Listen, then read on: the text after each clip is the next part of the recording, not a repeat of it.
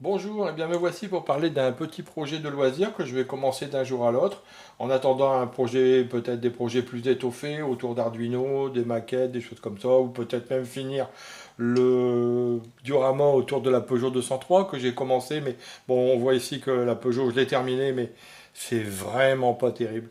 Je suis assez déçu du résultat. C'est que je suis vraiment pas doué avec la peinture en général. Alors avec l'aérographe, c'est pire. D'ailleurs, je l'ai revendu l'aérographe. Je vais trouver d'autres solutions. Je ne sais pas si je vais m'y remettre à ce diorama. C'est dommage parce que bon, la 203, c'est une voiture que j'aime beaucoup. Et en plus, c'est caractéristique. Elle est un peu caractéristique de ce que je voyais dans les rues.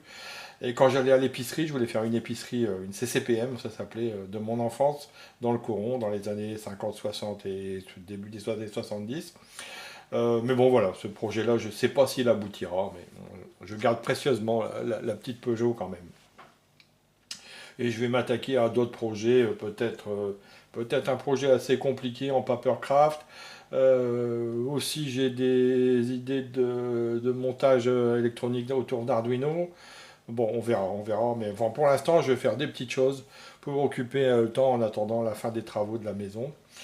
Et donc voilà, ce petit projet, c'est ça ici, c'est un petit montage. Metallers, c'est la marque. Ils en font comme ça pas mal. Moi j'appelle ça une petite maquette métallique. Eux ils appellent ça un puzzle 3D. Bon, c'est pas important.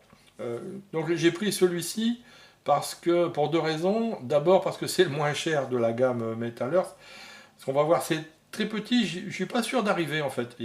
On va voir, je suis pas sûr d'y réussir. Et donc j'ai pris le moins cher quand même. Celui-là, il coûte une douzaine d'euros. Il y en a des quand même beaucoup plus chers.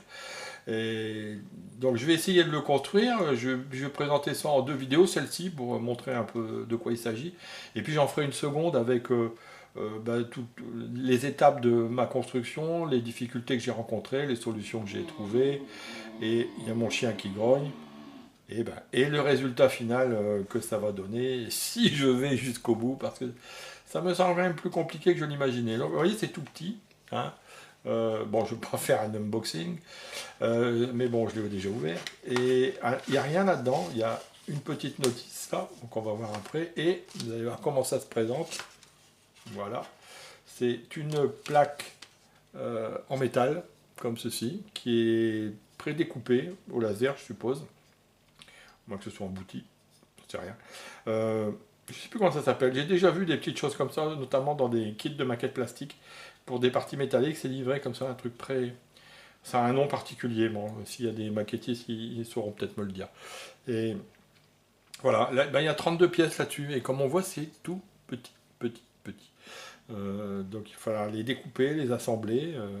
Je pense que ça doit être pas simple. Pas si simple qu'on pourrait le penser, du moins. Et donc, sur la pochette ici, on voit. J'ai choisi le télescope Hubble d'abord parce que c'était la moins chère, comme j'ai dit, mais surtout c'est un sujet que j'aime beaucoup, comme je m'intéresse un peu à l'astronomie, à la cosmologie, des choses comme ça. Le télescope Hubble, pour mémoire, hein, il a été lancé en 1990.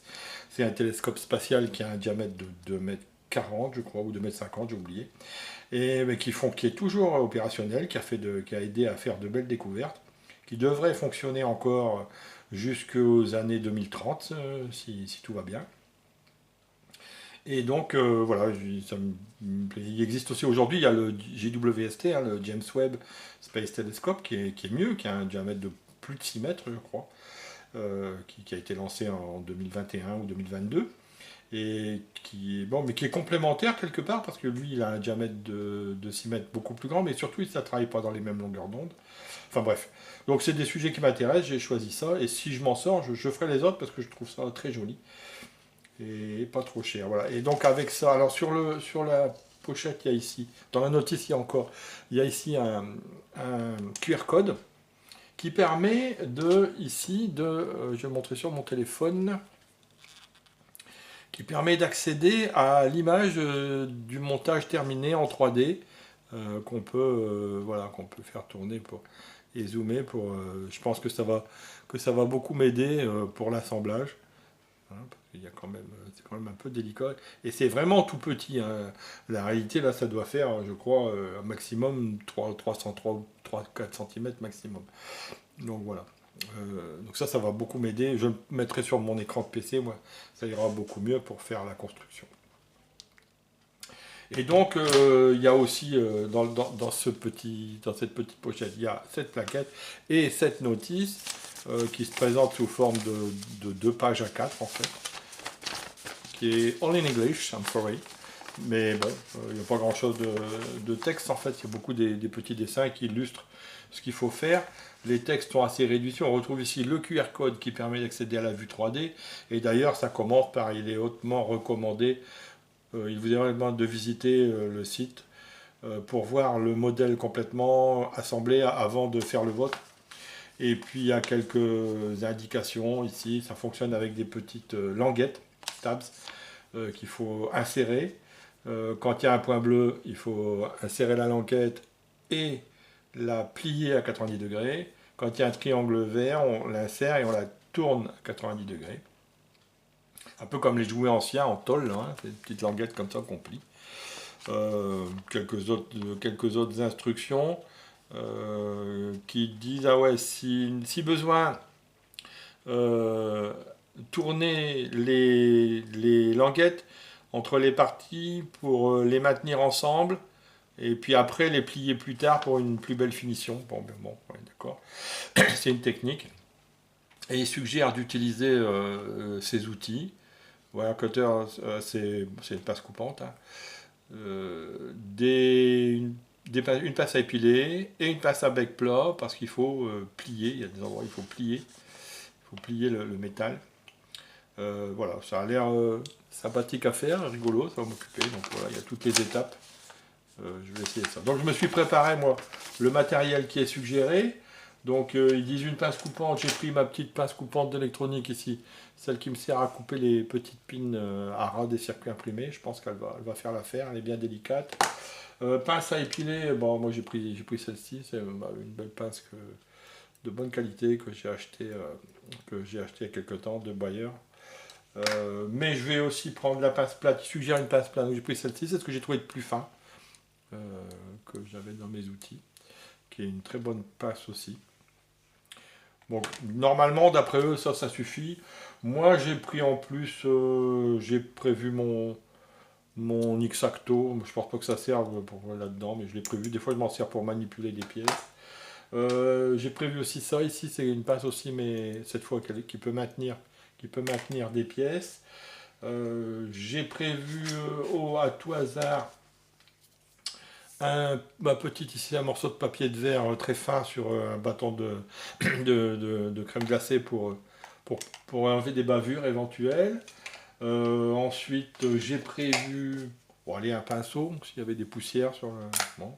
Et puis alors, j'ai lu dans les critiques, dans les suggestions qu'il y avait sur le site où j'ai acheté la maquette, qu'il y avait des pièces qu'il fallait incurver, qu'il fallait cintrer, et que c'était pas simple. Donc j'ai pris ça éventuellement pour m'aider à faire une forme ronde pour cintrer les pièces. Bon, ça peut servir.